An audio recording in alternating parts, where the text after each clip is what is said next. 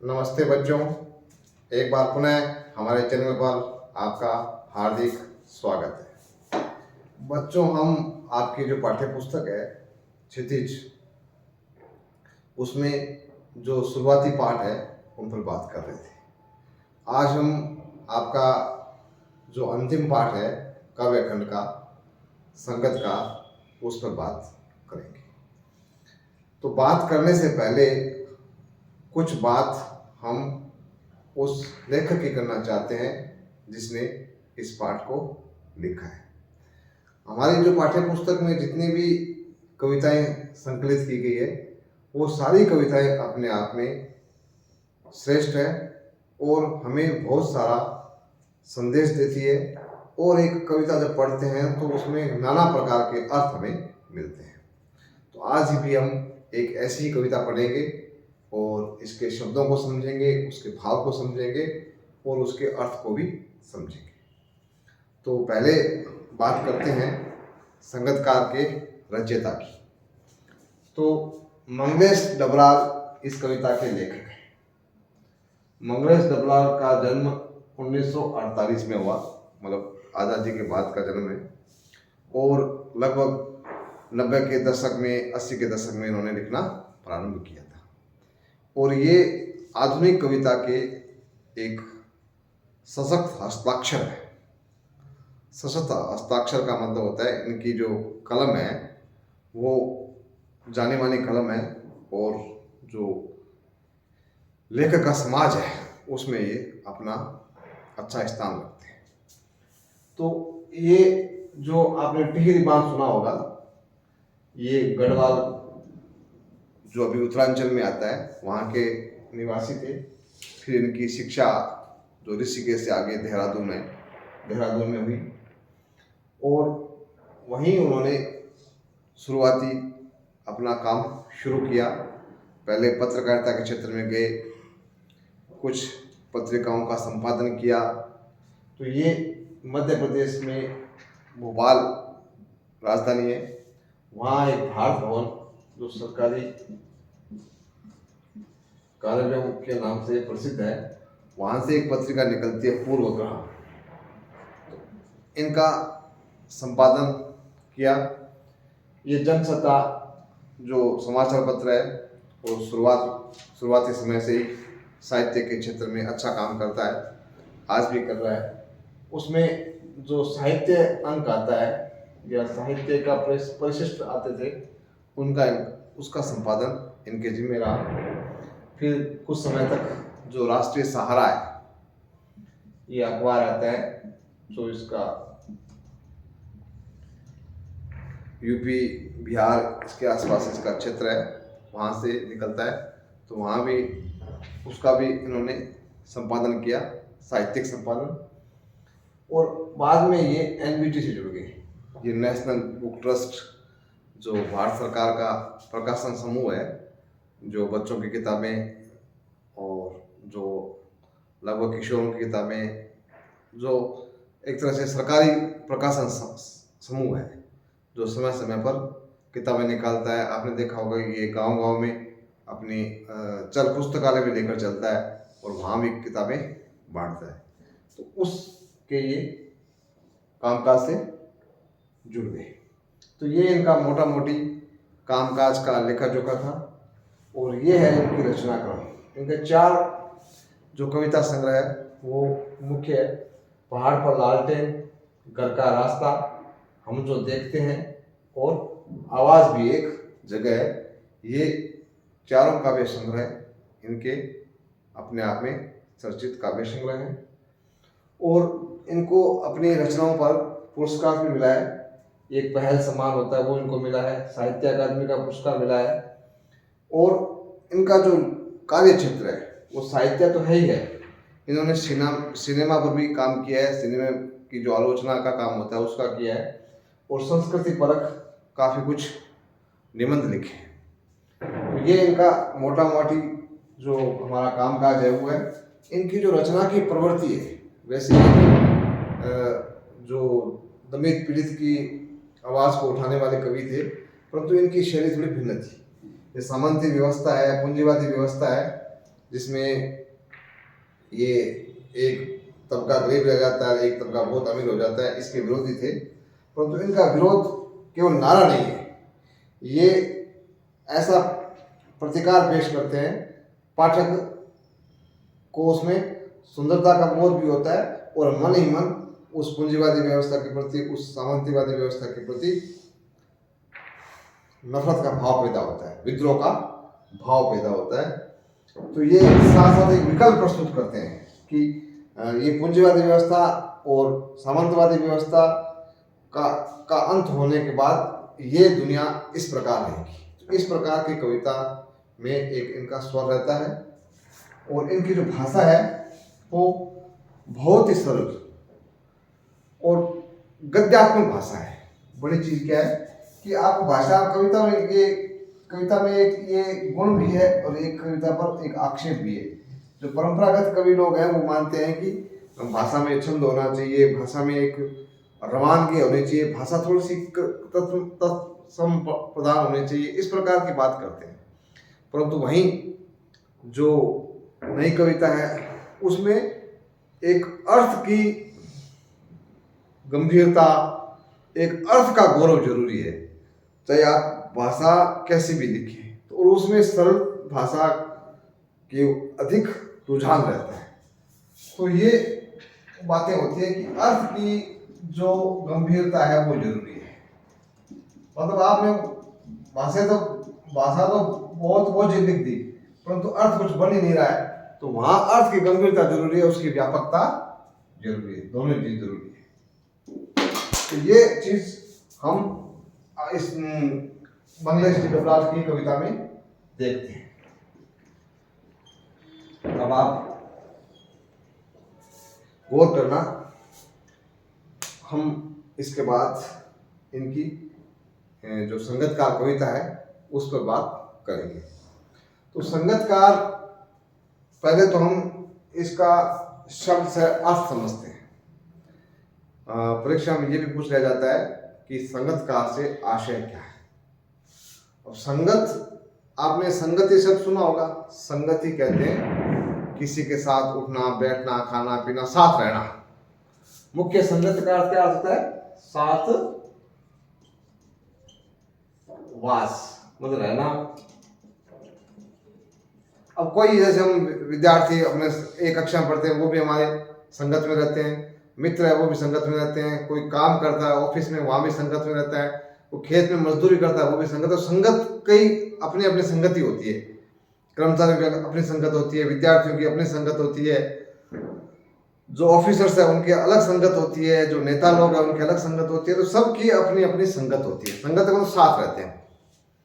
अब जो साथ रहते हैं उसको कहते हैं संगति। जैसे कहते हैं कि संगति अच्छी होनी चाहिए, और उसी को कहते हैं जो एक साथ इकट्ठे करते हैं उसको सत्संग बोलते हैं। जो अच्छी संगति के लोग साथ रहते हैं और अच्छे विचार विमर्श करते हैं तो उसको बोलते हैं सत्संग। तो हम यहाँ बात कर रहे थे संगति। संगति मतलब एक तो शाब्दिक सीधा सीधा समझो, साथ रहना संगत का मतलब होता है। अब शब्द है संगतकार। तो संगतकार जो शब्द है वो एक इस अर्थ में रूढ़ है कि जो जैसे मुख्य तो जो गायक होता है, मुख्य गायक, उसके साथ देने के लिए, उसके सुर में सुर मिलाने के लिए 1 2 3 सहायक गायक होते हैं। कुछ सीखने वाले होते हैं, कुछ उनके जैसे मुख्य गायक उसका बेटा हो सकता है, कुछ मुख्य गायक का भाई हो सकता है, तो ये कोई भी हो सकता है। तो इनको कहते हैं संगतकार। जैसे एक मुख्य गायक गाता है, बजरंग बली मोरी नाव चली, तो पीछे जो सारे एक साथ में बजरंग बली ऐसे बोलते रहेंगे। तो संगतकार जो होते हैं वो मुख्य गायक के सुर में सुर मिलाते हैं। तो एक तो संगतकार वो होते हैं। फिर जो तबले में संगत देने वाला है, जैसे एक हारमोनियम बजाने वाला है, गाने वाला मुख्य हो गया। तो कई बार मुख्य गायक हारमोनियम भी खुद बजाता है और गाता भी खुद है। और कई बार वो केवल गाता है, हारमोनियम कोई अन्य बजाता है।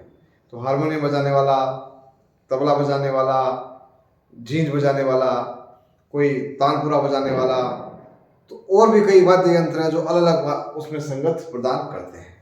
इस कविता में जो संगतकार का अर्थ लिया गया है, वो संगतकार वो है जो मुख्य गायक होता है उसका साथ देने वाले जो अन्य सहायक गायक होते हैं उसे संगतकार कहा है। इस अर्थ को आप ध्यान में रखेंगे तो हम इस कविता को ठीक से समझ पाएंगे। एक बार पुनः समझ लीजिए कि जो मुख्य संगतकार होता है उसका साथ देने के लिए कई कई जो आपने कभी जागरण में देखा होगा, कहीं शहर में, गांव में, कहीं भी जागरण देखा होगा, तो वहां एक गायिका मुख्य होता है और पीछे पीछे हा उसके टेर में टेर लगाते हैं, तो उनको संगतकार कहते हैं। तो अब आप देखिए, हम इसका फिर आगे इसकी व्याख्या करते हैं।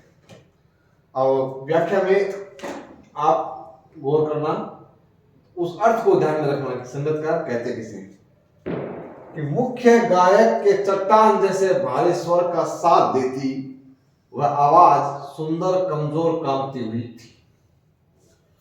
अब यहाँ कविता शुरू होती है और कविता अपना अर्थ भी साथ साथ लेकर चलती है कि मुख्य गायक के चट्टान जैसे भारी स्वर का साथ देती।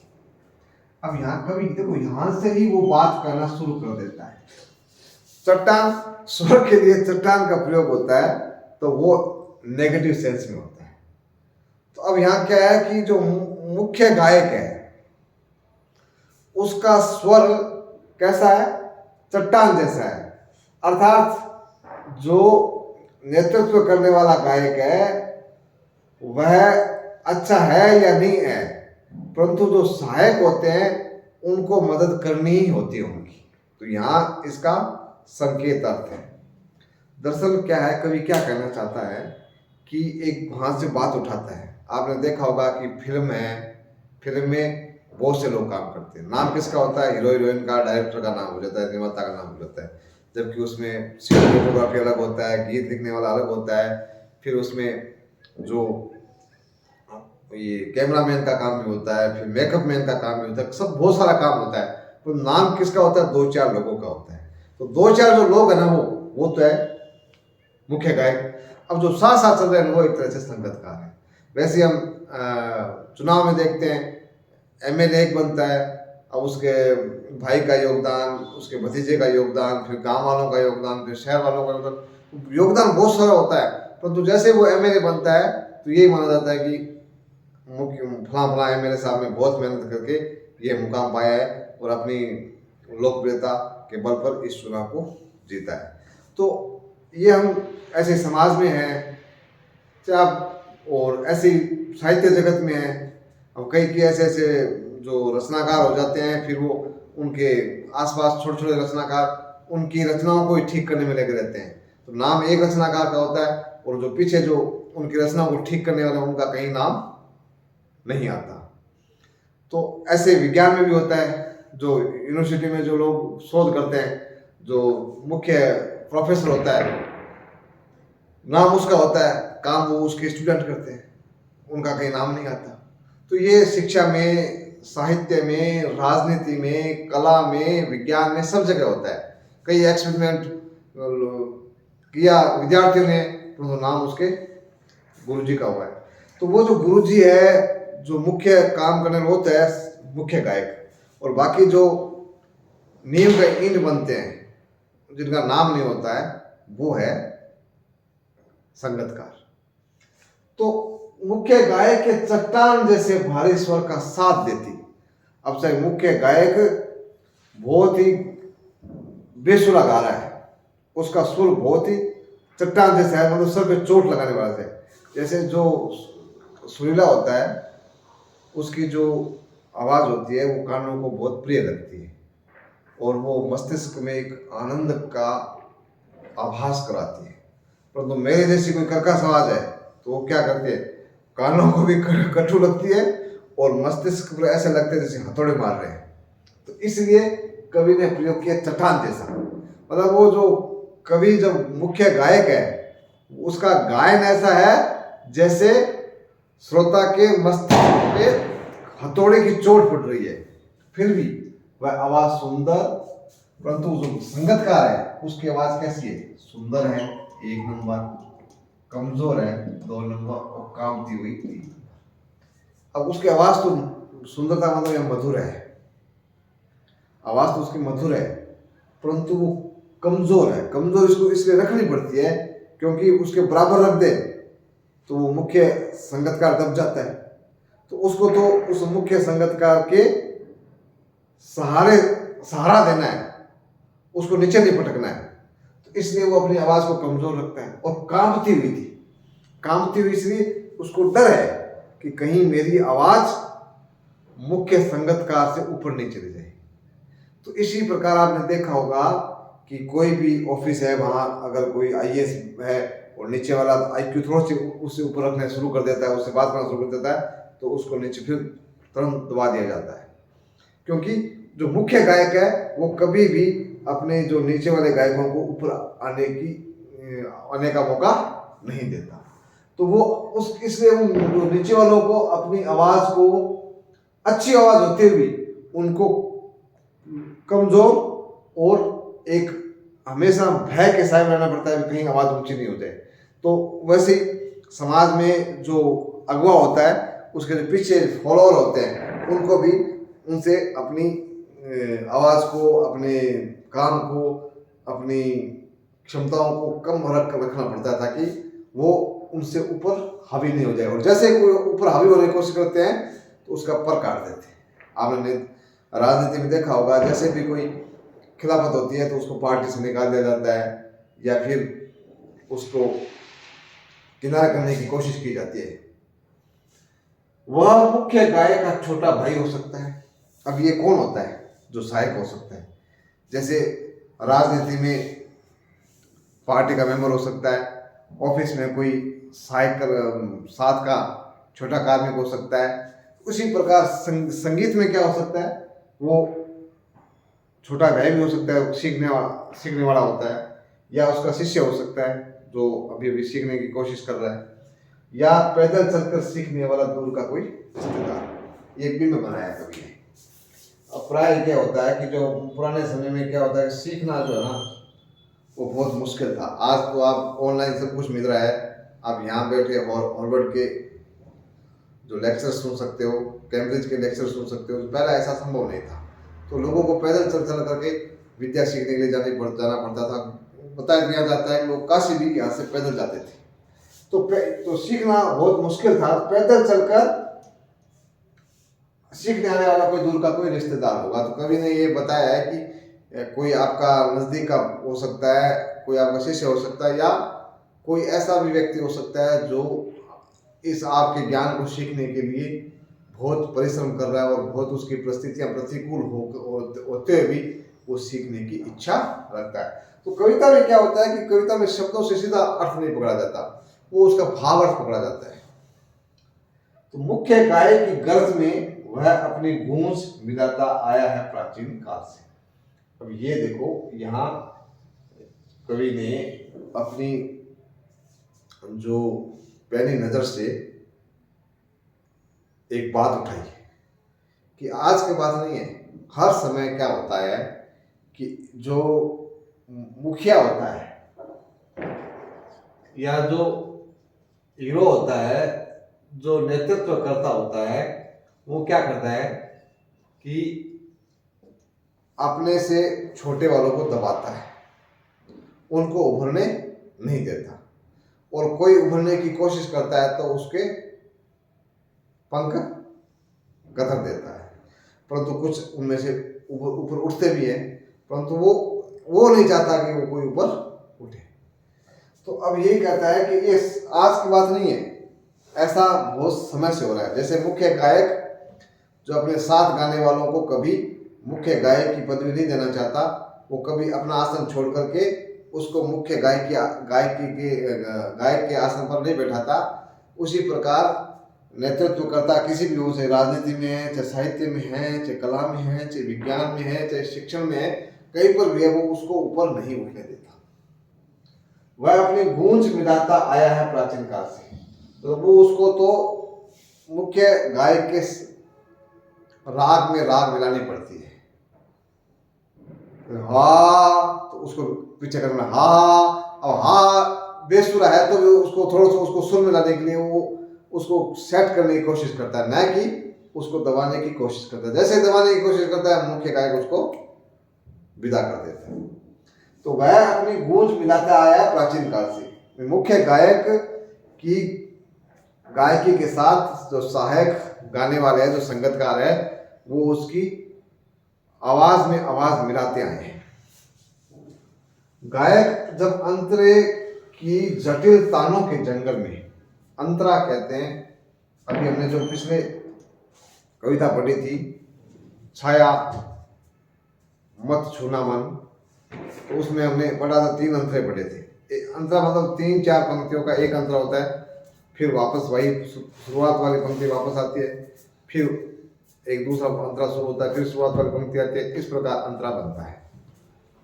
आपने जब रामचरितमानस पढ़ते हैं तो 1-2 आता है, बीच में 8-10 चौपाइयाँ आती है, फिर 1-2 आता है, तो वो एक, इसको भी अंतरा कहते हैं। अंतरा कहते हैं एक गैप को। एक गैप आता है, रुका एक ठहराव आता है,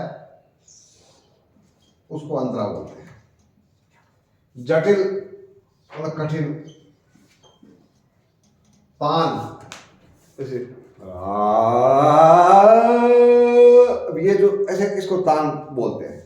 तो तान के जंगल में एक बिंब बनाया कवि ने। जंगल अपने आप में क्या होता है कि टेढ़ा मेढ़ा, कहीं पेड़, कहीं कोई रास्ता नहीं होता। जंगल का मतलब होता है कि वो बहुत, उसमें अनाप शनाप पेड़ होते हैं और कहीं आपको रास्ता नहीं मिलता। अगर आप उसमें खो जाओ तो आप उसमें जंगल में घूमते रहो।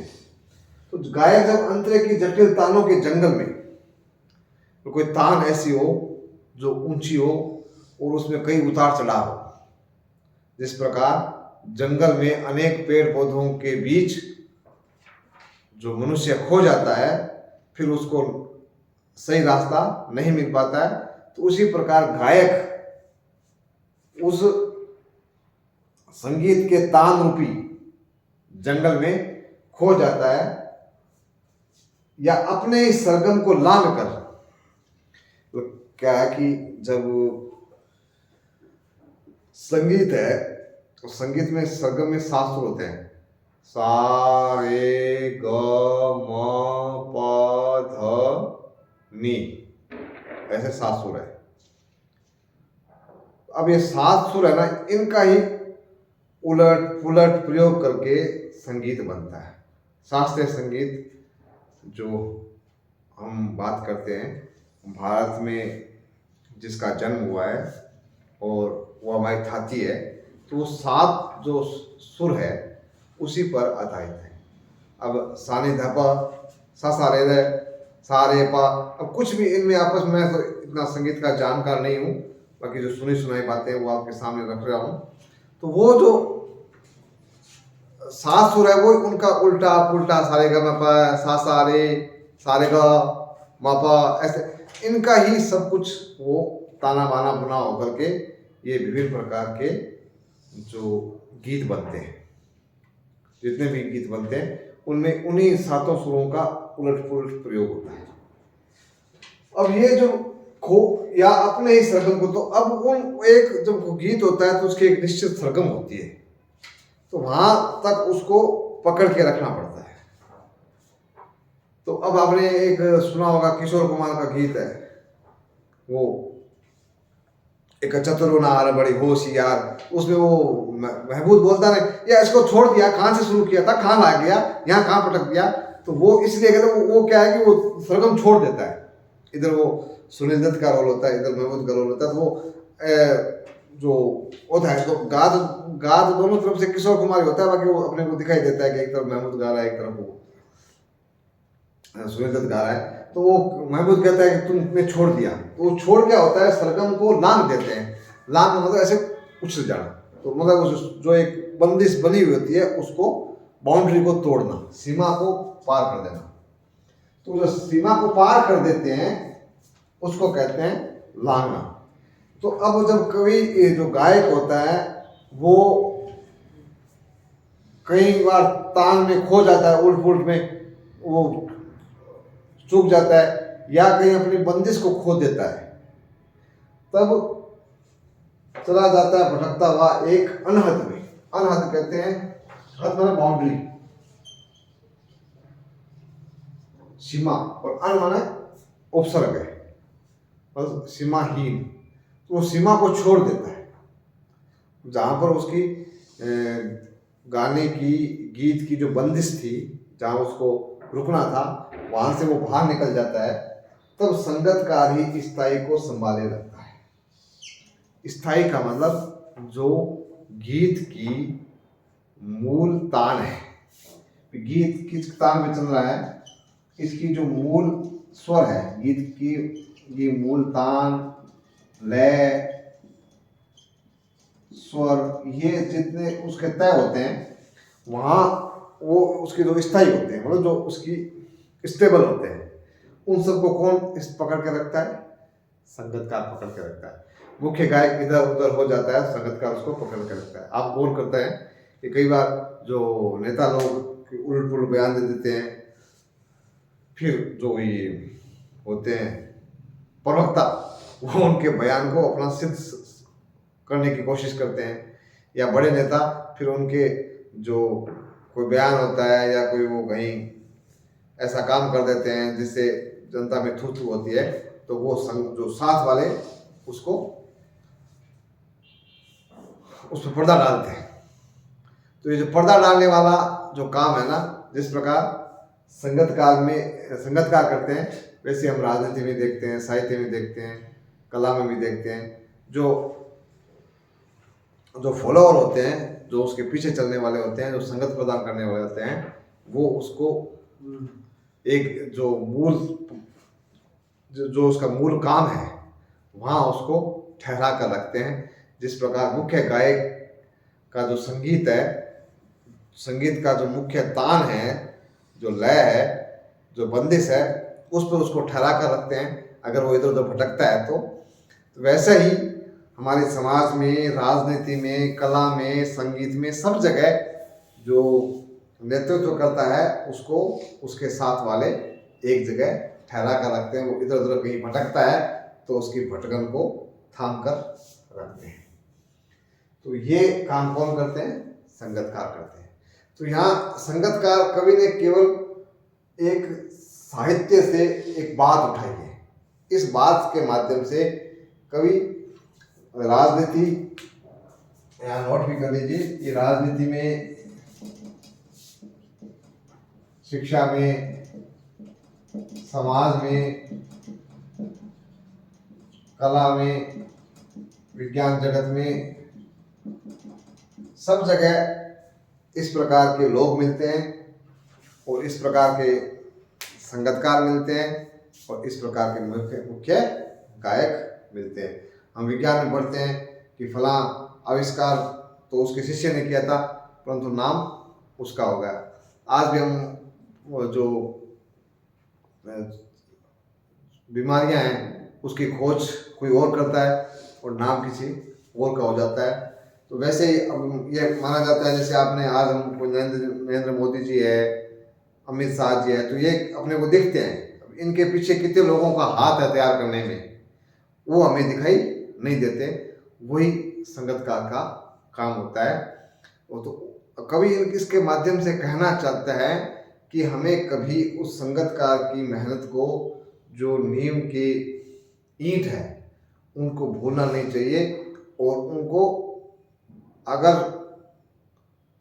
वो योग्य है तो उनकी योग्यता के अनुसार उनको भी मुख्य गायक की भूमिका में लाना चाहिए। ये कवि का जो अर्थ है वो ध्वनित हो रहा है। कविता कभी सीधी सीधी कोई बात नहीं कहती, बात कविता के माध्यम से हम पाठकों को ग्रहण करनी पड़ती है।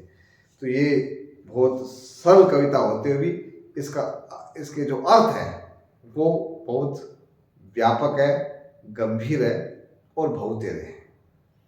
तो इसमें जो प्रश्न बनते हैं वो ऐसे बनते हैं, जैसे एक पहला प्रश्न संगतकार किसे कहते हैं, तो वो हमने उस पर बात कर ली। अब प्रश्न ऐसे बनते हैं कि कवि ने चट्टान जैसे भारी स्वर का प्रयोग का मतलब कैसे किया, संकेत किया है कि अगर मुख्य गायक भारी भरकम आवाज है, उसका सुर अच्छा नहीं है, फिर भी संगतकार उसके सुर में सुर मिलाने का काम करते हैं। इसलिए अपने फिर भी ऐसा प्रश्न बनता, फिर वो आवाज को सुंदर कमजोर क्यों कहा गया, वो हमने बात कर ली। अब ये एक दो तीन, इसके माध्यम से क्या कहना चाहता है, कोई कहना चाहता है कि जो संगतकार होता है वो अपना रिश्तेदार करीब करीब क्या होता है, रिश्तेदार होता है, पड़ोसी होता है, शिष्य होता है, तो शोषण उसी का किया जाता है। तो इसलिए कवि इसके माध्यम से कहना चाहता है कि वो आपके शुभ चिंतक है, उन्होंने आपका भला किया है, आप उन्हीं की बदौलत आगे बढ़े हो, तो आपको उनकी परवाह करनी चाहिए। ये परंपरा की बात की है कि हमेशा से प्राचीन काल से ही मुख्य जो गायक है वो संगतकार का शोषण करता आया है। तो इस संगतकार का जो शोषण हो रहा है, इस संगतकार के शोषण को रोकना चाहिए। जैसे मैंने बात की थी, मंगलेश डबराल साहब सामंतवाद के विरोधी है, पूंजीवाद के विरोधी है। तो यहाँ सांकेतिक रूप से उन्होंने पूंजीवाद और सामंतवाद का विरोध किया है। अब यहाँ जब संगतकार स्थायी को संभालने लगता है, यहाँ कवि क्या कहना चाहता है, यहाँ कवि यह कहना चाहता है कि जिस प्रकार संगतकार जो गीत प्रस्तुत किया जाता है उसकी जो मुख्य बंदिश हैं, लय, ताल, सुर, उनको एक जगह ठहरा कर रखता है, अगर मुख्य गायक इधर उधर भटकता है, तो उसी प्रकार जो समाज में, कला में, विज्ञान में नेतृत्व करता है, वो अगर अपने पद से, अपने कार्य से इधर उधर हटता है, तो जो साथ वाले उसको अपने काम पर केंद्रित करने की कोशिश करते हैं। तो इस प्रकार आप सारे सवालों के जवाब दे सकते हैं। मैंने लगभग इसमें सभी सवालों का समावेश कर दिया है। अगर अब जैसे सप्रसंग व्याख्या आ जाए तो प्रसंग किसे कहते हैं, संदर्भ किसे कहते हैं, वो बात कर ली थी। इसमें जो भाषा की बात करेंगे तो भाषा इसकी बहुत सरल भाषा है, कहीं भी कोई कठिनाई नहीं आई। और भाषा में क्या है, गद्यात्मकता है। गद्यात्मक मुख्य गायक के चट्टान जैसे भारी स्वर का साथ देती, तो सीधा सीधा गद्य का वाक्य लग रहा है। गद्यात्मकता है, सरल है और तद्भवता है। तद्भवता का मतलब होता है कि जिसमें संस्कृत निष्ठ शब्दावली का प्रयोग कम है, और वो जैसे आवाज, सुंदर, कांति, ये तद्भवता है इसमें। तो ये आप भाषा की सुंदरता के अर्थ में, भाषा की सुंदरता के प्रश्न में इसको लिख सकते हैं आप। इसका एक अंश बाकी है, वो हम अगले वीडियो में उस पर बात करेंगे। तो हमने अभी संगतकार कविता के शुरुआती अंश के बारे में और मंगलेश डबराल के जीवन चरित्र और उनके रचनाव्रत पर बात की है। आप वीडियो को अच्छे से देखेंगे 2-3 बार तो आपको यह पाठ अच्छे तरह से समझ में आ जाएगा, ऐसा मेरा विश्वास है। लगातार मेरे वीडियो को देखते रहें, मेरे साथ जुड़े रहेंगे तो नए नए वीडियो आपको देखने को मिलेंगे। इसी के साथ धन्यवाद। जय हिंद, जय भारत।